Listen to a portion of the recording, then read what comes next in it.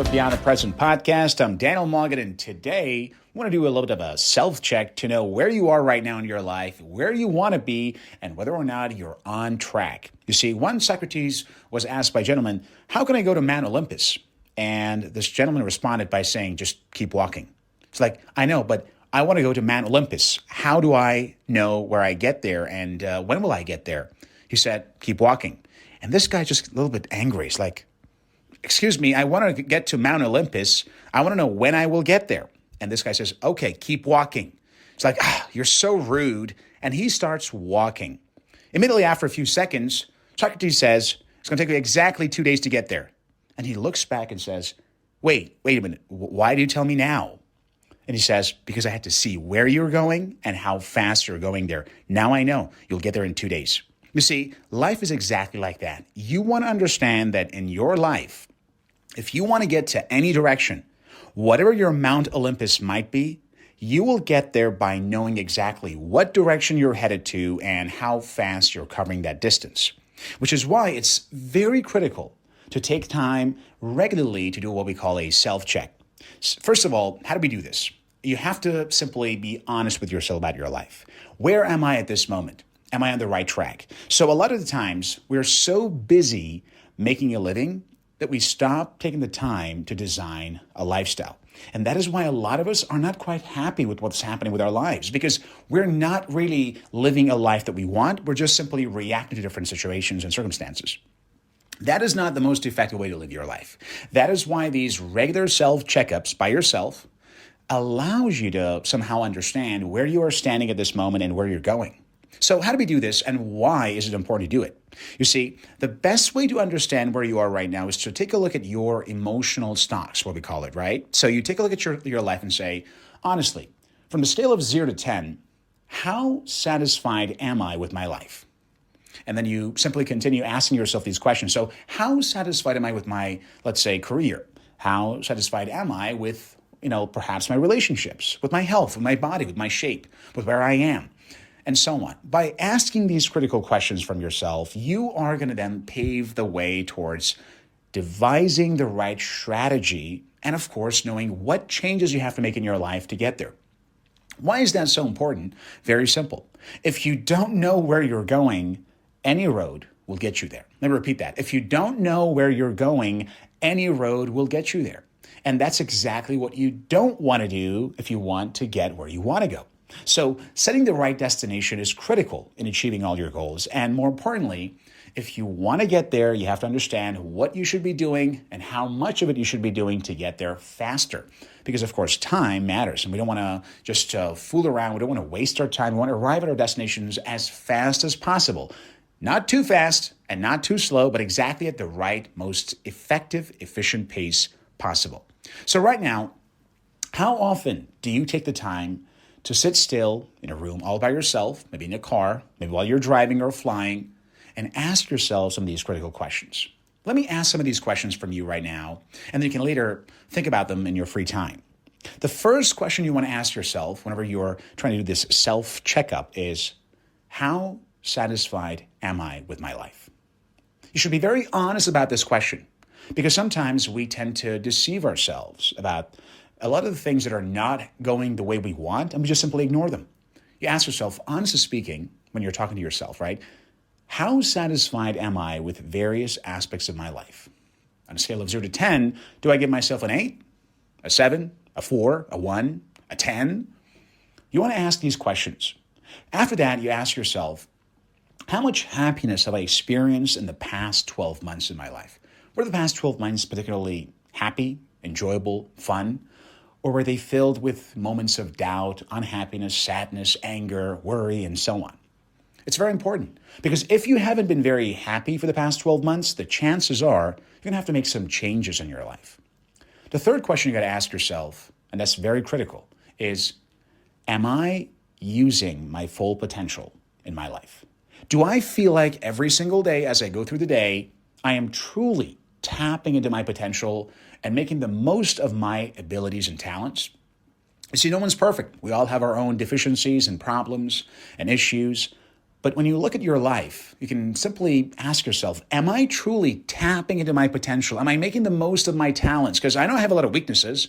We all do. But am I making the most of my strengths to get ahead?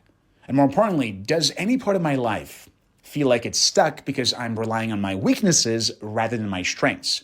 You see, that feeling that you still are not truly tapping your potential is one of those existential negative feelings that could cause you a lot of problems, which is why you have to be very honest with yourself. Ask yourself, on a scale of 0 to 10, how much of my talent and potential am I using? If you feel like you aren't particularly tapping your potential, you're not really using your abilities, maybe it's time to make some big change in your life, in your career, and in your lifestyle that allows you to make the most of those strengths and doesn't rely so much on the weakness that you have. Maybe you have to delegate those tasks, responsibilities, goals to somebody else who might have a strength in those areas. Or perhaps you simply have to change your goals so that you do not need to rely on your weaknesses. But asking that question, how much of my potential am I using right now? Am I truly tapping into my potential? Am I using all of my talents? Or am I relying on the things that I might not be the best at?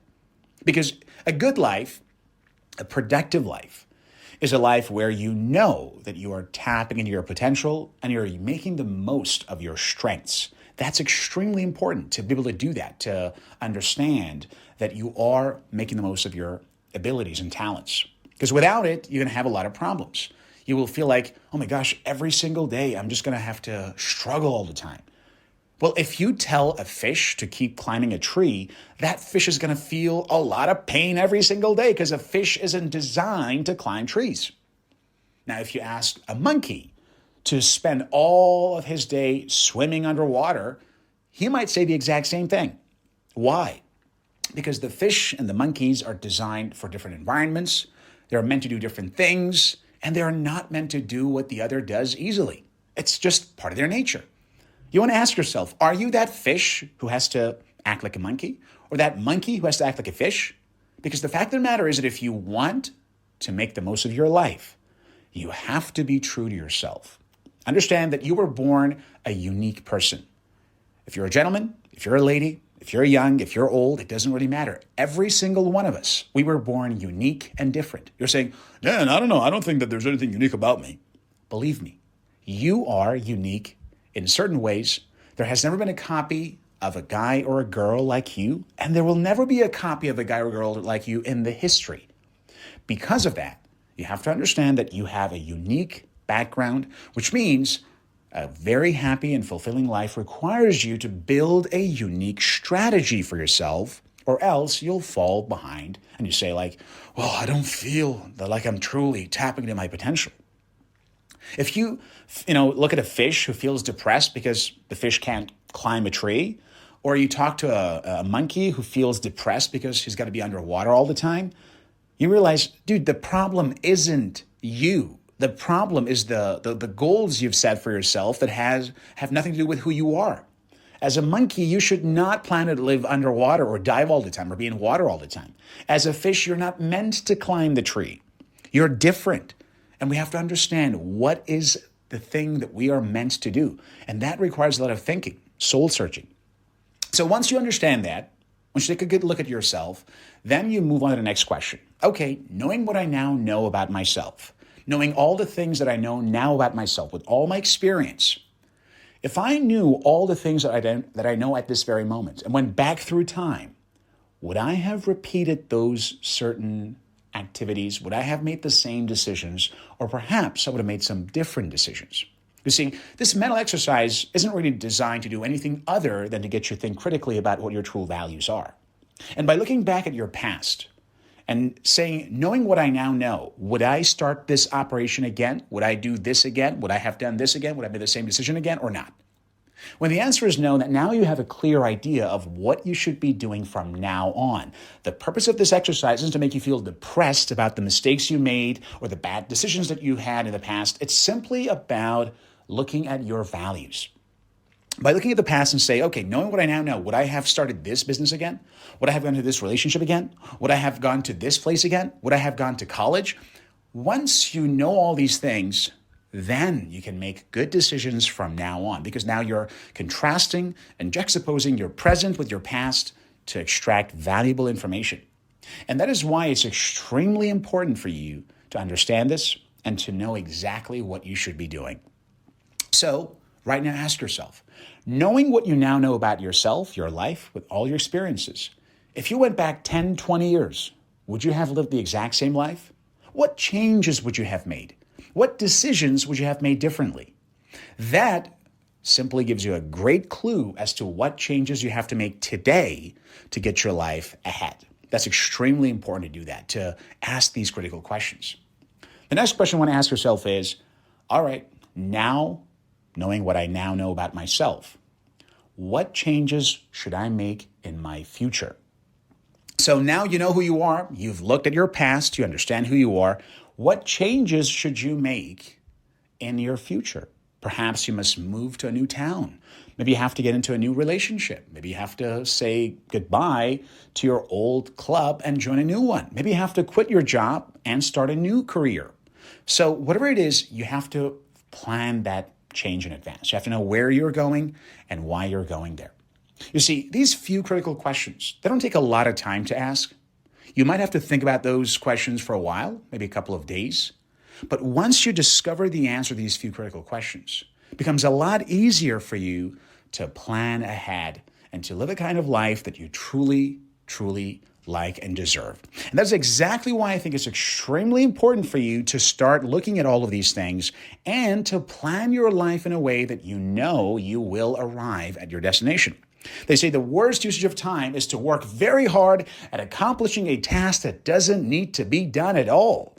And once you know what you really want to do with your life, you will not put that ladder on the wrong wall and climb with toil and pain to get on top of that ladder and say, oops, that was a wrong wall. I should have climbed the other wall. You see, you don't want to do that. And these critical questions that you can ask yourself will help you understand which walls of life you have to put your ladder on and how to climb them to reach the top. All right, guys, that's all the time we had for. This is Daniel Morgan, and this was Beyond the Present Podcast. Have a good one.